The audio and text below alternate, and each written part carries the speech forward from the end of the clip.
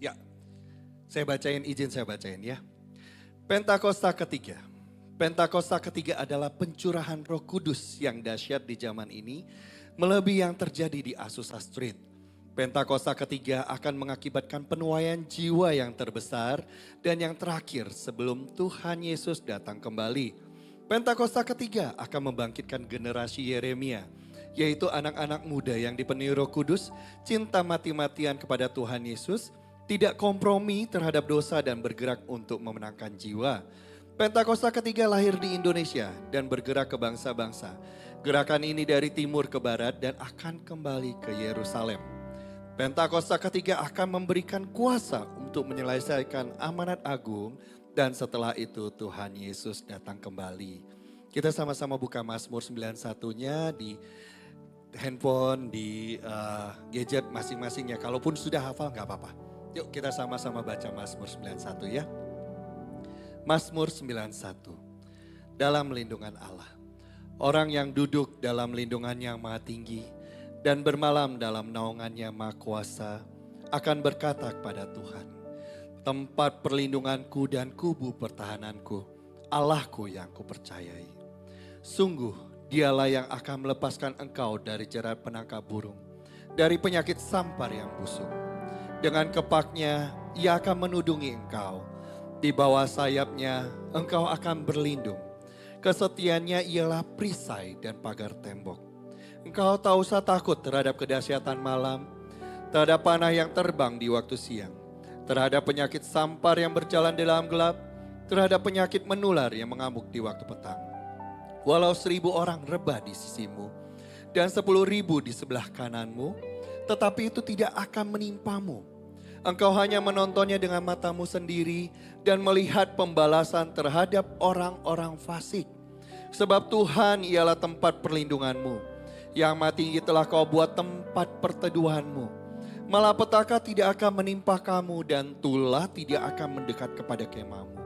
Sebab malaikat-malaikatnya akan diperintahkannya kepadamu untuk menjaga engkau di segala jalanmu. Mereka akan menatang engkau di atas tangannya, supaya kakimu jangan terantuk kepada batu. Singa dan ular tedung akan kau langkai. Engkau akan menginjak anak singa dan ular naga. Sungguh hatinya melekat kepadaku, maka aku akan meluputkannya. Aku akan membentenginya sebab ia mengenal namaku. Bila ia berseru padaku, aku akan menjawab. Aku akan menyertai dia dalam kesesakan. Aku akan meluputkannya dan memuliakannya. Dengan panjang umur akan kukenyangkan dia dan akan kuperlihatkan kepadanya keselamatan daripadaku. Bapa terima kasih. Terima kasih Bapa, kami mengucap syukur.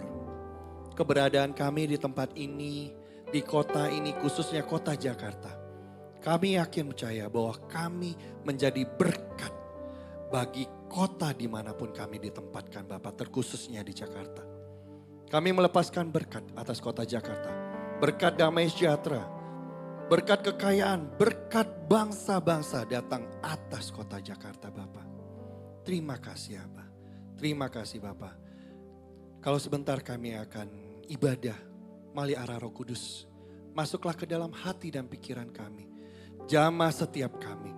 Sehingga kami yang boleh pulang nantinya didapati dalam keadaan yang berbeda.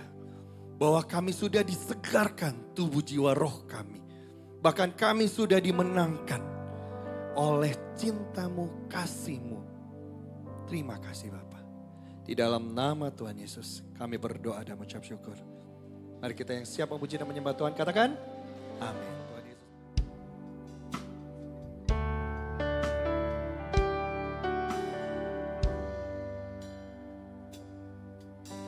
Hidupku dalam tangan-Mu, oh Yesus.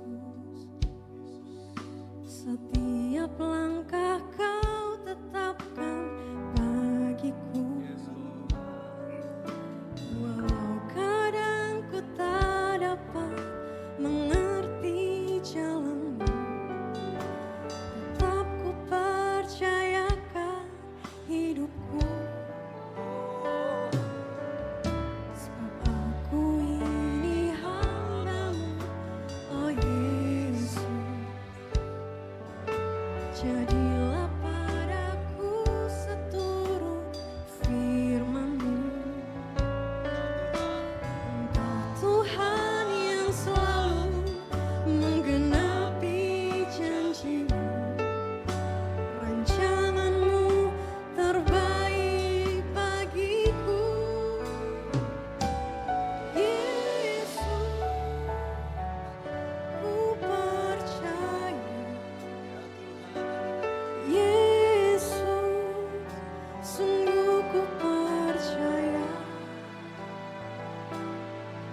Rancangan-Mu yang ajaib terjadi di dalamku.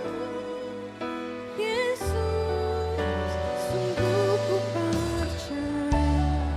Yang tahu Tuhan Yesusnya hebat banget, berikan tepuk tangan sekali lagi bersama-sama. Hidupku dalam tangan-Mu, oh Yesus. Setiap langkah Kau tetapkan bagiku. Walau kadang ku tak dapat mengerti jalanmu, tetap ku percayakan hidupku. Bersama-sama taruh tanganmu di dada, sama-sama katakan. Aku ini hamba-Mu, oh Yesus. Jadilah sesuai kehendak-Mu ya Tuhan. Jadilah padaku seturut firman-Mu. Kami panggil nama-Mu. Engkau Tuhan yang selalu menggenapi janji. Yang kami percaya. Rencana-Mu terbaik bagiku.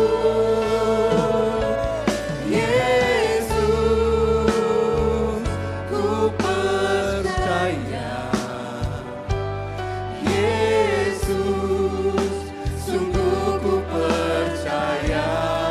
Rencana-Mu, Rencana-Mu yang ajaib terjadi di dalamku.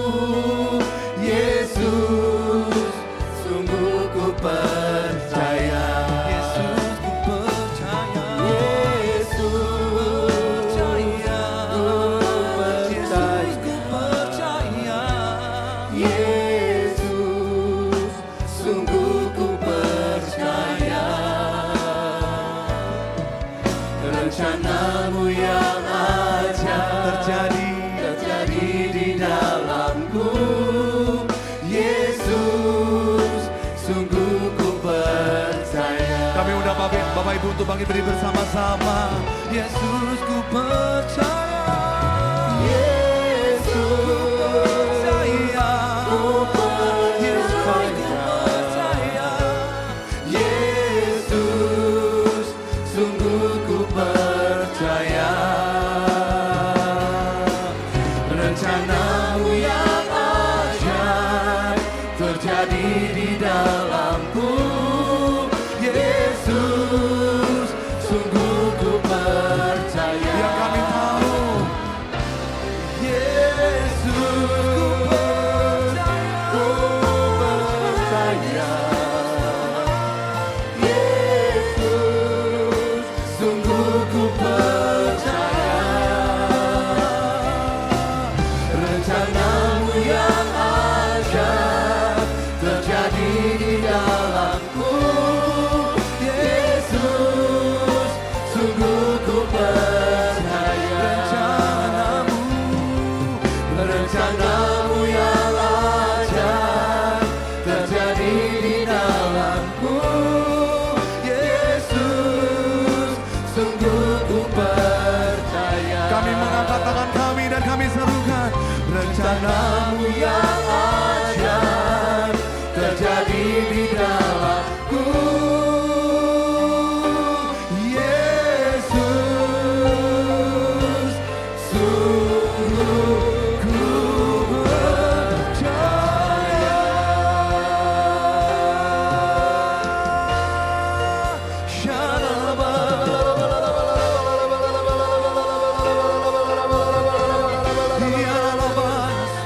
Kami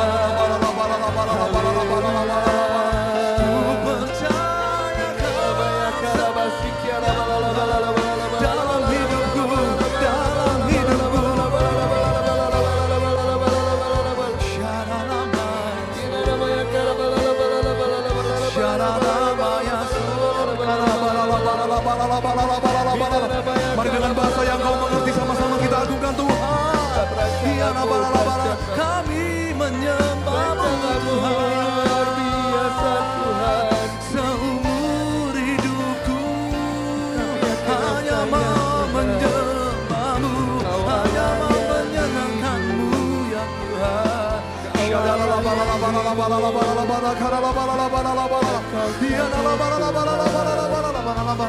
Haleluya, haleluya.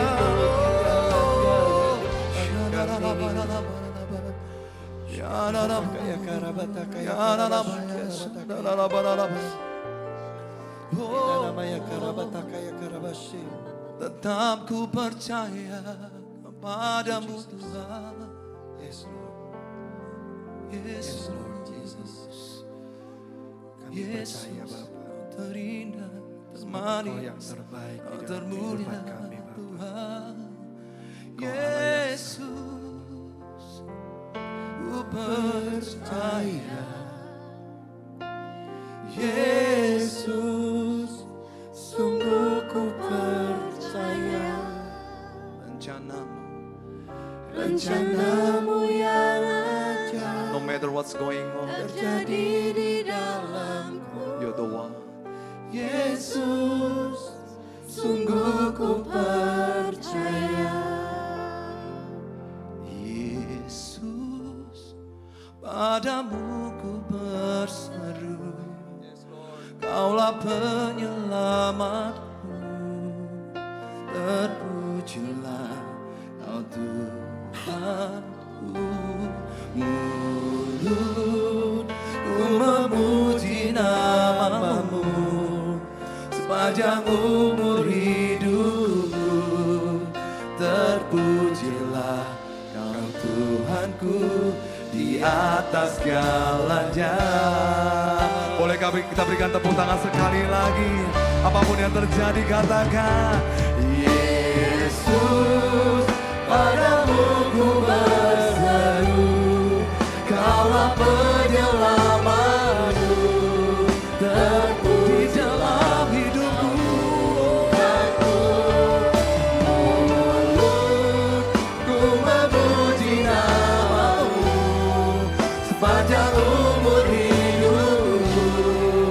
Terpujilah Kau Tuhanku di atas segalanya. Gak peduli apapun yang terjadi, satu hati, satu suara, satu penyembah. Yesus, padamu ku berseru. Kaulah penyelamatku, terpujilah Kau Tuhanku. Mulutku memuji namamu sepanjang umur hidupku. Terpujilah Kau Tuhanku di atas segalanya. Mulutku memuji namamu sepanjang umur hidupku. Terpujilah Kau Tuhanku di atas segalanya. Haleluya. Haleluya, terima kasih Tuhan, terima kasih Tuhan. Hanya kepadamu Tuhan kami berseru, Allah penyelamat kami, Allah sumber pengharapan kami, Allah sumber segala sesuatu dalam hidup kami. Terima kasih Tuhan, terima kasih saat ini kami mengangkat tangan kami Tuhan. Kami mau berdoa syafaat bagi bangsa kami Indonesia, terutama untuk kota kami Jakarta Tuhan. Kami tahu Tuhan Jakarta memasuki ulang tahun yang ke-499. Kami tahu itu karena kasih karunia yang terus berjaga-jaga atas bangsa kami ini Tuhan. Atas kota kami Jakarta. Di mana kami tinggal Tuhan, kami tahu Tuhan Engkau yang berjaga-jaga bagi bangsa kami ini. Karena kami tahu Tuhan Engkau yang terus memberikan damai sejahtera-Mu. Engkau yang terus memberikan perlindungan-Mu bagi kota kami Jakarta ya Tuhan Yesus. Kami berdoa secara khusus untuk gubernur kami Tuhan. Beserta dengan wakilnya kami minta roh yang takut akan Tuhan ada atas pemimpin kami ya Tuhan di kota Jakarta ini. Biarlah setiap keputusan yang mereka ambil ya Tuhan, itu adalah keputusan yang akan mendatangkan damai sejahtera bagi seluruh penduduk di kota Jakarta ini ya Tuhan Yesus. Dan kami tahu Tuhan, semua infrastruktur yang ada di kota Jakarta, Engkau percepat Tuhan segala penyelesaiannya ya Tuhan Yesus. Baik dari MRT, LRT atau apapun yang dibangun ya Tuhan di atas kota Jakarta ini. Biarlah ini Tuhan menjadi display-Mu atas bangsa-bangsa ya Tuhan Yesus. Dan kami juga percaya Tuhan, bahkan Indonesia sendiri Tuhan akan Kau melimpahkan dengan damai sejahtera yang daripada-Mu Tuhan. Shalom-Mu turun atas bangsa kami Indonesia Tuhan. Mulai dari kota Jakarta ini sampai kepada setiap provinsi yang ada di Indonesia. Kami tahu Tuhan, tanahnya, lautnya dan udaranya diberkati oleh Tuhan. Kami tahu setiap perekonomian yang ada di bangsa kami, industri makro dan mikro Engkau berkati ya Tuhan Yesus. Dan Engkau yang akan memulihkan perekonomian bangsa kami Indonesia Tuhan. Setiap perekonomian yang ada di bangsa kami Tuhan, Engkau yang memberkati Tuhan. Engkau yang menempatkan orang-orang yang tepat Tuhan di dalam setiap posisi-posisi yang ada. Dan berikan anak-anak yang takut akan Tuhan di dalam setiap pemerintahan yang ada ini ya Tuhan Yesus. Dan kami percaya Tuhan, Bapak Presiden kami beserta dengan anggota Kabinet Menteri yang ada ya Tuhan, anggota MPR, DPR, TNI Polri yang terus berjaga-jaga atas bangsa kami. Terus Engkau berikan kesehatan yang daripada-Mu ya Tuhan. Juga roh yang takut akan Tuhan kepada setiap mereka Tuhan. Dan kami percaya Tuhan, Engkau yang akan meluputkan bangsa kami Tuhan dari krisis moneter dunia Tuhan. Engkau yang akan meluputkan bangsa kami Tuhan dari segala sesuatu yang ingin memecah belah bangsa kami. Segala spirit yang dilemparkan atas bangsa kami yang bukan berasal daripada Engkau, kami katakan enyah di dalam nama Tuhan Yesus. Dan kami tahu Tuhan, Engkau yang akan membawa bangsa Indonesia menjadi Indonesia yang maju ya Tuhan Yesus. Dan kami juga berdoa secara khusus Tuhan, untuk gembala sidang kami, gembala pembina kami, Bapak Pendeta Dr. Insinyur Niko Nyotor Harjo beserta dengan Ibu Hermin. Kami juga berdoa untuk gembala kami di tempat ini Tuhan, Pastor Weliar beserta dengan Ibu Maulin. Terus kami minta yang daripada-Mu Tuhan, kesehatan yang daripada Engkau, umur yang panjang atas hamba-Mu Tuhan. Biar hamba-Mu terus kuat untuk melakukan visi dan misi yang Kau berikan atas GBI Gatot Subroto, atas CK4, atas GBI Plaza Indonesia ini ya Tuhan. Dan kami percaya kemanapun hamba-Mu pergi Tuhan, pelayanan malaikat terus bersama-sama dengan hamba-Mu. Tanda heran dan mujizat itu selalu menyertai ya Tuhan Yesus. Dan kami percaya lewat pelayanan-pelayanan hamba-Mu ini ya Tuhan Yesus, akan lahir kesaksian demi kesaksian yang akan memuliakan nama-Mu ya Tuhan Yesus. Terutama untuk gembala kami di tempat ini Tuhan, Engkau akan memperbesar kapasitasnya lebih lagi Tuhan. Bawa hamba-Mu lebih lagi ya Tuhan Yesus. Dan kami percaya akan lahir pemuji penyembah yang akan menyembah Engkau di dalam roh dan kebenaran dari pelayanan hamba-Mu. Bukan hanya di Indonesia ini, bahkan sampai kepada bangsa-bangsa ya Tuhan Yesus. Terima kasih Tuhan, terima kasih. Kami juga berdoa untuk setiap jemaat-Mu yang di tempat ini ya Tuhan Yesus. Saat kami datang di hadapan-Mu Tuhan, kami tahu Tuhan kami memperoleh jawaban-jawaban doa. Saat kami datang di hadapan-Mu Tuhan, kami memperoleh kesembuhan yang daripada Engkau. Saat kami datang di hadapan-Mu Tuhan, kami tahu Engkau sudah membukakan pintu-pintu di hadapan kami yang selama ini tertutup ya Tuhan Yesus. Dan setiap jemaat-Mu yang mengalami kesulitan dalam finansial, kami minta terobosan yang daripada Engkau ya Tuhan. Engkau yang menerobos setiap jemaat-Mu Tuhan, baik dalam segala pekerjaan usaha jemaat-Mu ya Tuhan Yesus. Engkau memberkati, dan dimanapun kami berada Tuhan, biarlah kami menjadi display kerajaan-Mu ya Tuhan Yesus. Kami menjadi messenger kerajaan-Mu Tuhan, di dalam sekolah kami, di dalam tempat kerja kami, di dalam usaha bisnis kami ya Tuhan Yesus. Terima kasih Tuhan, terima kasih. Dan kami secara khusus juga berdoa untuk setiap anak-anak muda yang ada ya Tuhan Yesus. Mulai dari anak-anak sekolah minggu ya Tuhan, dari anak-anak yang menyusui, bahkan yang di dalam kandungan sekalipun Tuhan. Anak-anak sekolah minggu, anak-anak tis, anak-anak youth ya Tuhan Yesus. Engkau pakai generasi Yeremia ini ya Tuhan untuk memenangkan jiwa bagi setiap teman-teman kami yang ada ya Tuhan Yesus. Dan kami percaya anak-anak ini akan muncul di dalam mulut-mulut mereka puji-pujian yang akan mengalahkan setiap musuh. Terima kasih Tuhan, terima kasih. Bangkitkan Tuhan ya dari tempat ini ya Tuhan Yesus. Anak-anak yang cinta akan Tuhan, yang akan memenangkan generasi kami ini bagi kemuliaan nama-Mu. Terima kasih Tuhan, terima kasih. Kalau sebentar kami akan mendengarkan kebenaran firman-Mu dari gembala sidang kami.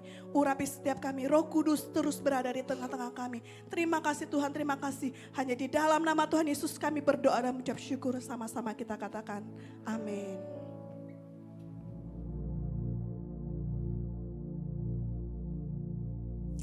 Shalom semuanya.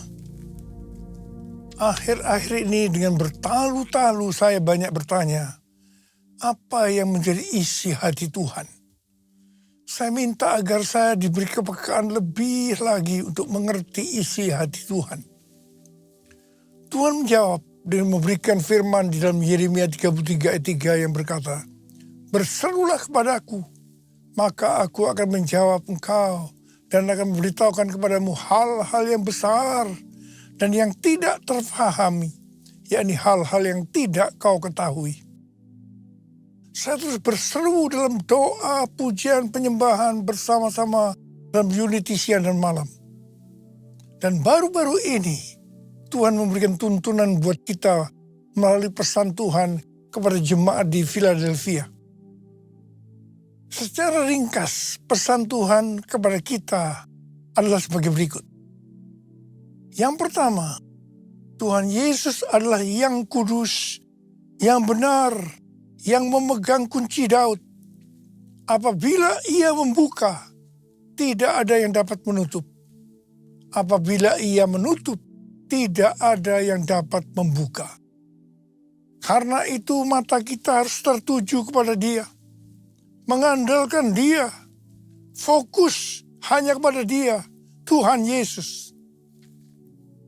Seperti Tuhan Yesus berkata kepada jemaat di Philadelphia, bahwa ia tahu segala pekerjaanmu, maka demikian juga Tuhan Yesus tahu segala pekerjaan kita.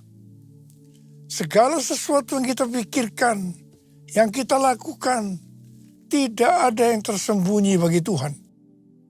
Amsal 15 ayat 11 berkata, dunia orang mati dan kebinasaan terbuka di hadapan Tuhan. Terlebih lagi hati anak manusia. Karena itu kita harus terbuka di hadapan Tuhan. Itu yang menyenangkan hati Tuhan. Yang ketiga, Tuhan mengendaki agar kita menuruti firman Tuhan. Dan jangan sampai menyangkal namanya. Dan yang keempat, Tuhan mengendaki agar kita terus menuruti firman Tuhan. Untuk tekun menantikan kedatangan Tuhan. Kalau kita melakukan hal-hal di atas, maka janji Tuhan, yang pertama, pintu yang selama ini tertutup akan dibuka oleh Tuhan. Mungkin itu pintu pelayanan, pintu pekerjaan, pintu persoalan yang tidak kunjung selesai, dan lain-lain. Yang kedua, orang-orang yang menamakan dirinya Kristen, tetapi kelakuannya tidak seperti itu. Di mana mereka terus-menerus menekan kita. Akan Tuhan suruh datang dan berkata bahwa Allah mengasihi kita. Dan yang ketiga, Tuhan akan melindungi kita dari hari pencobaan yang akan datang di seluruh dunia untuk mencobai mereka yang diam di bumi. Sesuai dengan referensi dari Alkitab Penuntun Hidup Berkelimpahan, seri The Full Life Study Bible yang mengatakan, mereka yang menjadi pemenang sebelum hari itu tiba akan dilindungi dari hari pencobaan melalui pengangkatan atau rapture. Kalau kita melihat keadaan dunia saat ini, kita harus percaya bahwa hari pencobaan itu sudah dimulai. Dan akan terus makin hebat. Kalau mau ikut dalam pengangkatan, maka kita harus menjadi pemenang.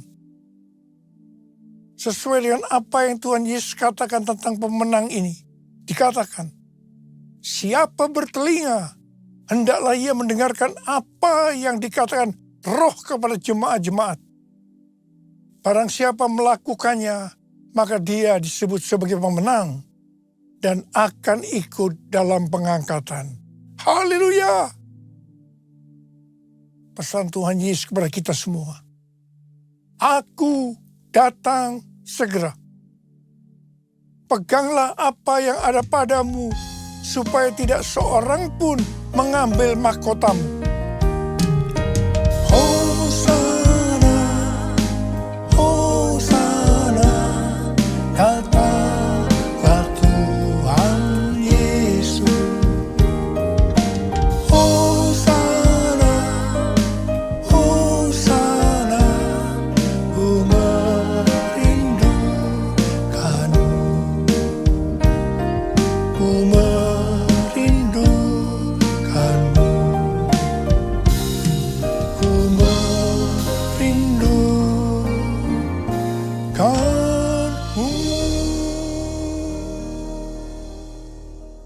waktu Tuhan Yesus ditanya oleh murid-muridnya tentang tanda kedatangannya dan tanda kesudahan dunia ini, Tuhan Yesus menjawab yang salah satunya terdapat dalam Matius 24 ayat 14 yang berkata, dan Injil kerajaan ini akan diberitakan di seluruh dunia menjadi kesaksian bagi semua bangsa. Sesudah itu barulah tiba kesudahannya. Dengan perkataan lain, kalau amanat agung selesai, maka Tuhan Yesus akan datang kembali.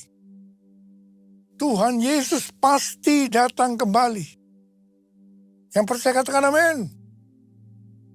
Karena itu dia memberikan amanat agung kepada kita. Yaitu agar kita pergi dan menjadikan semua bangsa itu murid Tuhan Yesus. Hal ini juga berarti agar terjadi penuaian jiwa besar-besaran sebelum Tuhan Yesus datang kembali. Sesuai dengan kitab para rasul, kita akan melihat bagaimana proses untuk menyelesaikan amanat agung atau proses penuaian jiwa yang terbesar dan yang terakhir sebelum Tuhan Yesus datang kembali. Untuk menyelesaikan amanat agung tidak bisa dengan kekuatan sendiri. Karena itu pesan terakhir Tuhan Yesus sebelum naik ke sorga kepada murid-muridnya, yang juga berarti kepada kita semua.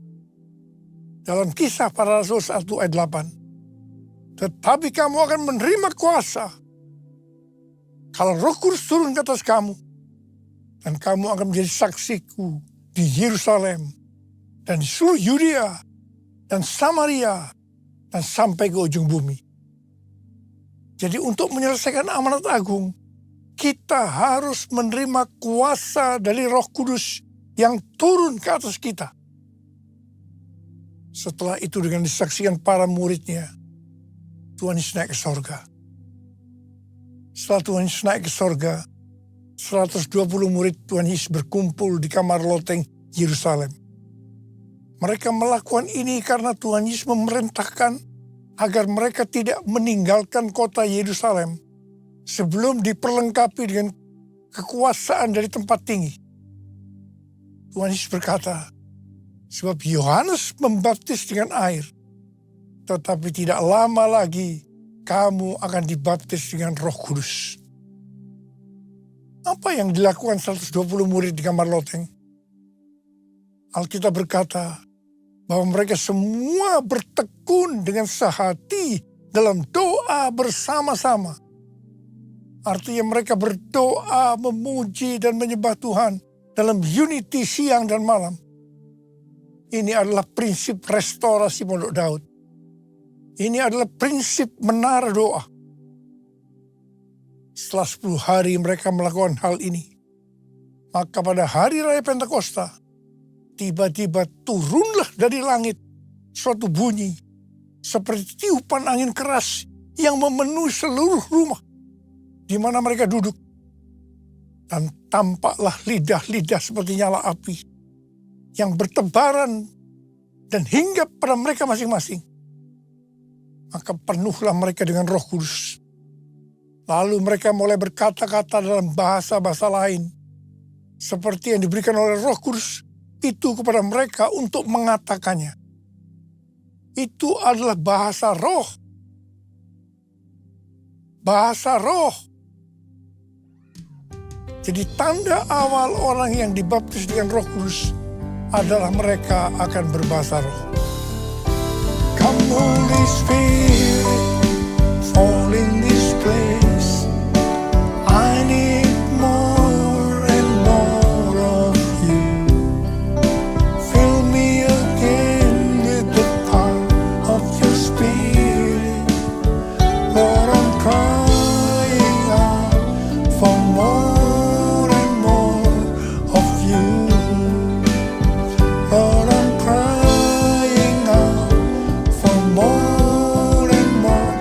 Lord, I'm crying out for more and more of you.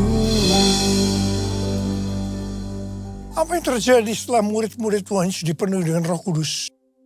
Hal yang pertama, Petrus berkhotbah sekitar 5 menit. Dan kira-kira 3.000 orang bertobat dan dibaptis. Wow. Petrus berkhotbah dengan kuasa Roh Kudus. Pada zaman itu populasi penduduk dunia sekitar 255 juta orang. Sekarang penduduk dunia sekitar 8 miliar.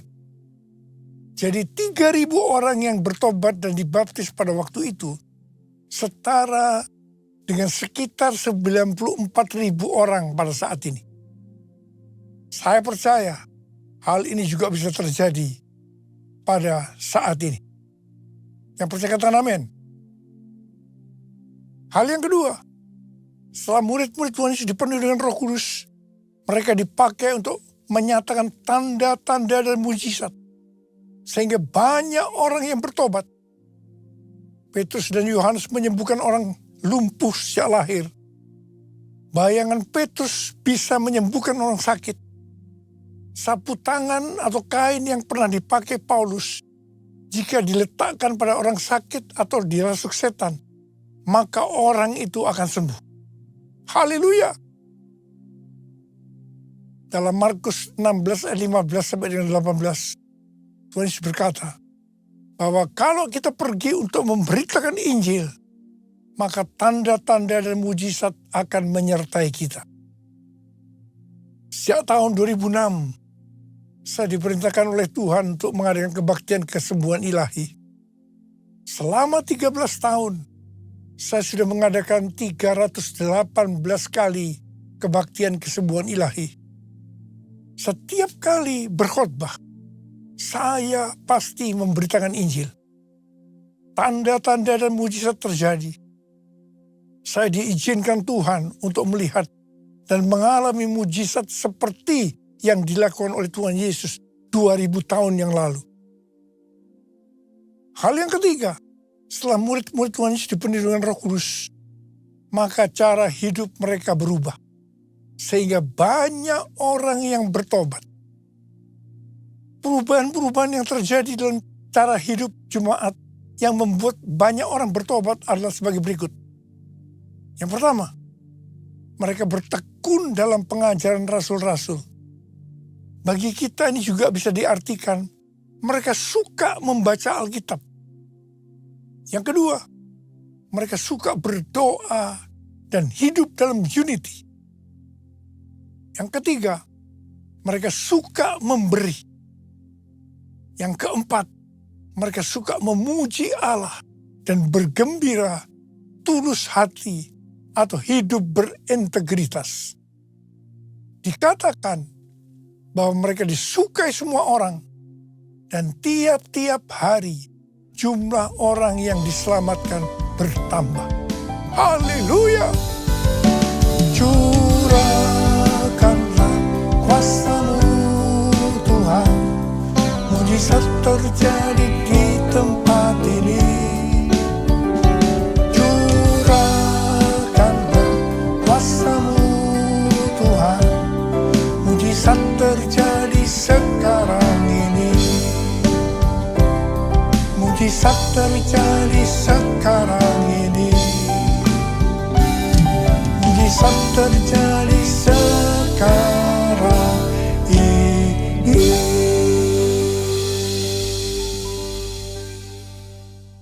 Saya percaya mereka menganggap bahwa pola penuaian jiwa hanya seperti itu.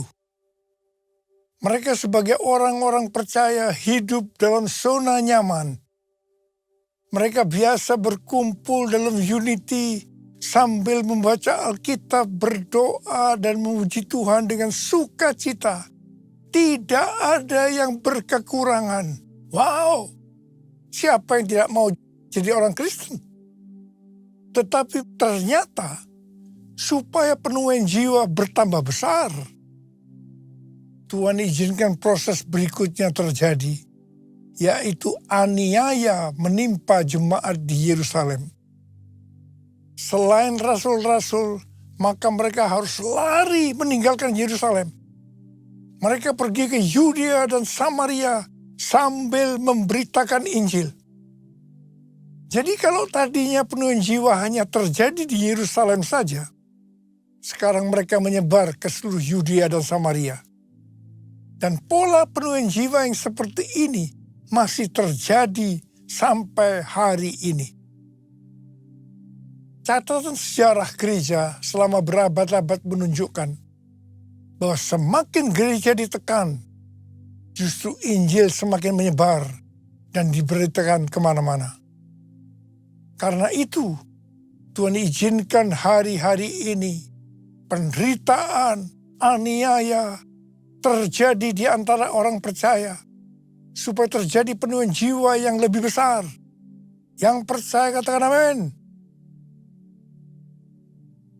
Kita sekarang berada di tahun 2026. Tahun yang sukar, sulit, peperangan, bencana alam, ketidakpastian, krisis ekonomi yang semakin intens.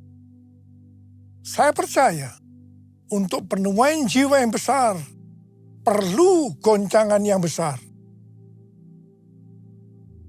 Ternyata pola penuaian yang terjadi di atas belum juga menyelesaikan rencana Tuhan. Karena selain penuaian jiwa harus terjadi di Yerusalem, di seluruh Yudea dan Samaria, juga harus sampai ke ujung bumi. Tuhan mempunyai cara untuk membuat penuaian itu sampai ke ujung bumi, yaitu dengan terjadinya perubahan paradigma dalam pelayanan. Selama ini, pengertian tentang keselamatan hanya untuk orang Yahudi saja. Tetapi melalui peristiwa Kornelius, di mana Petrus diutus oleh Tuhan untuk mendatangi Kornelius yang bukan orang Yahudi, untuk memberitakan jalan keselamatan. Akhirnya mereka mengerti bahwa ternyata keselamatan bukan hanya untuk orang-orang Yahudi saja, tapi untuk semua bangsa. Dan ini mengakibatkan terjadinya penuaian jiwa besar-besaran. Haleluya! Jadi mereka tidak hanya mengabarkan Injil di Yerusalem, Yudea, dan Samaria saja. Tapi sekarang mereka, termasuk kita, juga pergi ke seluruh dunia. Haleluya! Proses perubahan paradigma dalam pelayanan itu tidak mudah. Petrus harus diyakinkan oleh Tuhan. Kalau Tuhan berkata halal, jangan kamu berkata haram. Orang-orang yang bukan Yahudi adalah haram di mata orang Yahudi. Proses itu masih terus berlanjut untuk memberikan pengertian kepada orang-orang Yahudi, golongan bersunat, dan juga orang-orang Farisi yang sudah bertobat, di mana mereka berpendapat bahwa orang yang bukan Yahudi yang percaya kepada Tuhan Yesus harus disunat dan diwajibkan mengikuti hukum-hukum Musa. Tetapi melalui sidang di Yerusalem, akhirnya mereka mengerti dan bisa menerima bahwa keselamatan bukan hanya untuk orang-orang Yahudi saja, tapi untuk semua bangsa, termasuk bangsa Indonesia. Katakan amin. Di dalam pelayanan saya termasuk salah seorang yang dipakai oleh Tuhan untuk melakukan paradigma yang baru dalam pelayanan untuk menyelesaikan amanat agung. Sebagai contoh, yang pertama tentang membuka gereja baru. Yang kedua, cara ibadah dengan doa, pujian, dan penyembahan, termasuk bahasa roh untuk memuji dan menyembah Tuhan. Yang ketiga, tempat ibadah yang dilakukan bukan di gedung gereja. Yang keempat, juga mengenai Pentakosta ketiga. Dan lain-lainnya. Semua itu selalu diawali dengan pro dan kontra. Sama dengan yang terjadi pada zaman kisah para rasul tadi. Kita juga melihat bahwa dengan media online, terlepas dari kebaikan, keburukannya, pro dan kontra, Tapi tidak bisa dipungkiri, dengan media online terjadi percepatan dalam penyelesaian amanat agung. Hari-hari ini banyak organisasi-organisasi Kristen, aliran-aliran kekristenan yang mendapatkan hal yang sama, yaitu target untuk menyelesaikan amanat agung adalah tahun 2033. Sesuai dengan Matius 24 ayat 14 yang berkata, dan Injil kerajaan ini akan diberitakan di seluruh dunia menjadi kesaksian bagi semua bangsa. Sesudah itu barulah tiba kesudahannya. Maka apabila Injil kerajaan sudah diberitakan di seluruh dunia menjadi kesaksian bagi semua bangsa. Atau dengan kata lain, apabila amanat agung selesai, baru setelah itu, waktunya tidak ada yang tahu. Tuhan Yesus datang kembali. Pesan yang kuat hari-hari ini adalah kedatangan Tuhan Yesus sudah sangat-sangat dekat. Mari persiapkan diri kita untuk menyambut kedatangannya. Tuhan Yesus berkata kepada kita semua hari-hari ini, Aku datang segera. Aku datang segera. Aku datang segera. Mari, angkat tangan kita. Katakan bersama saya. Oh God, I worship you. Oh God, I worship you. Be glorified and magnified. Oh God, I worship you. Sekali lagi. Oh God, I worship you. Oh God, I worship you. Be glorified and magnified. Oh God, I worship you. Berbasaro. Rama shalala bala bala bala bala bala. Uri la la la bala bala bala bala bala bala bala bala bala bala bala. Oh rama la bala bala bala bala bala bala bala bala. Oh Jesus, Jesus, curahkan pengurapan buat kami semua ya Tuhan. Jadikan kami alat-Mu untuk menyelesaikan amanat agung sebelum Kau datang untuk kali yang kedua. Oh rama baba baba baba baba baba. Oh dia la la bala bala. Terima pengurapan Tuhan, terima.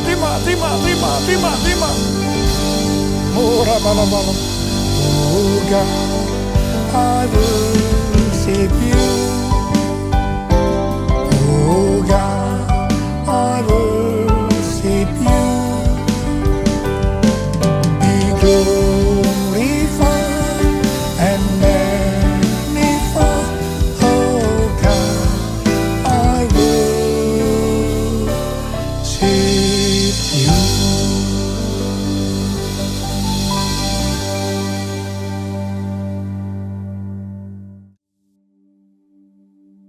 Kita akan masuk dalam perjamuan kudus. Kita akan mengingat ayat ini. Sebab setiap kali kamu makan roti ini dan minum cawan ini, kamu memberitakan kematian Tuhan sampai Ia datang. Perjamuan kudus adalah perjamuan Tuhan Yesus sendiri. Setiap kali kita masuk ke dalam perjamuan kudus, Tuhan Yesus selalu berkata, biarlah ini menjadi peringatan akan daku. Karena itu mari kita tundukkan kepala. Arahkan hati, pikiran kita kepada kebaikan Tuhan. Bapa, siapakah kami sebelum kami mengenal Engkau? Kami semua orang berdosa. Upah dosa adalah maut, mati. Tapi Engkau yang tidak berdosa telah dijadikan dosa oleh karena kami.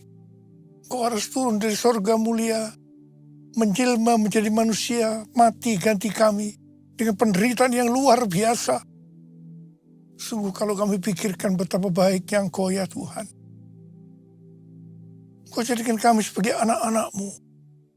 Engkau tuntun, Engkau bela, Engkau berkati, Engkau tegur kalau kami salah. Itu Engkau ya Abah. itu Engkau. Tuhan, terima kasih buat hari ini. Tuhan Yesus akan memberkati kita melalui perjamuan kudus. Tapi Tuhan mau agar kita makan dan minum dengan cara yang benar. Karena itu sekarang masing-masing introspeksi. Lihat keadaan dirimu masing-masing. Jangan menyimpan dosa. Kalau ada dosa yang Tuhan ingatkan untuk kita selesaikan, langsung kita minta ampun. Katakan, ampuni saya Tuhan. Ampuni saya. Ampuni saya. Bapa, Engkau melihat anak-anak-Mu yang sudah menyelesaikan segala sesuatu dengan Engkau. Kami akan masuk dalam perjamuan kudus dengan hati yang penuh ucapan syukur. Dalam nama Yesus berdoa. Amin. Sekarang, mari angkat roti di tangan kanan kita tinggi-tinggi. Sebab apa yang telah kuteruskan kepadamu, telah aku terima dari Tuhan. Yaitu bahwa Tuhan Yesus pada malam waktu ia diserahkan mengambil roti. Dan sesudah itu ia mengucap syukur atasnya. Dia memecah-mecahkannya dan berkata, inilah tubuhku yang diserahkan bagi kamu. Perbuatlah ini menjadi peringatan akan aku. Saudara kasih Tuhan, bukankah roti yang kita pecah-pecahkan ini adalah persekutuan kita dengan tubuh Kristus. Mari kita makan dalam nama Yesus.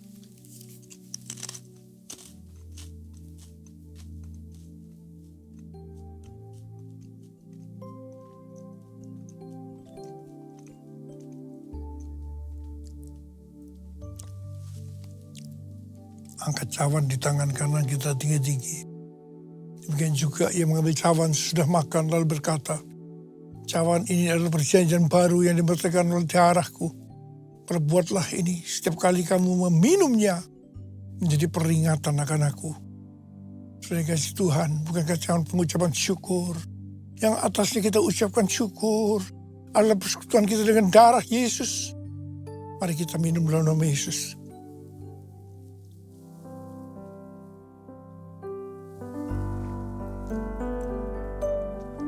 Mari angkat tangan kita di hadapan Tuhan.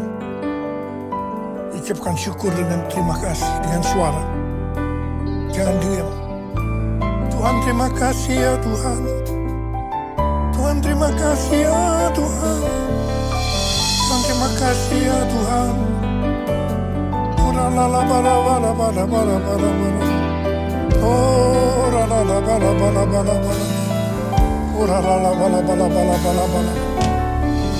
Terima kasih Tuhan.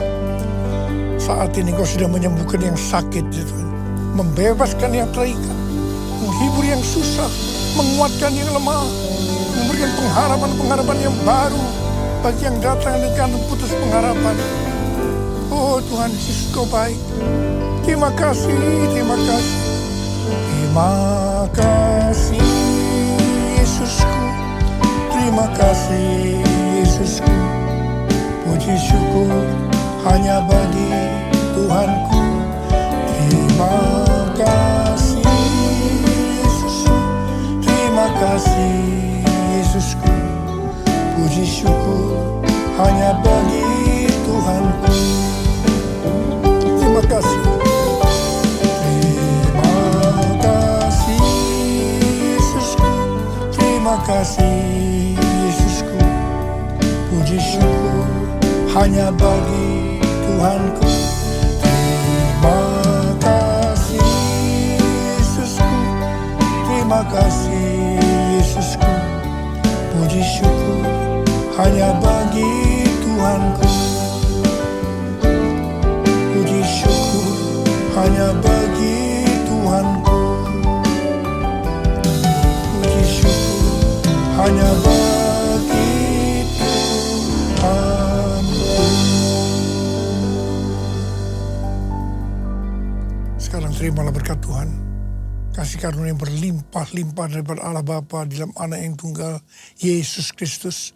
Persekutuan yang manis dengan Roh Kudus menyertai kita semua mulai hari ini sampai Tuhan Yesus datang menjemput kita di awan-awan dan bahkan sampai selama-lamanya. Yang percaya bersama-sama katakan amin.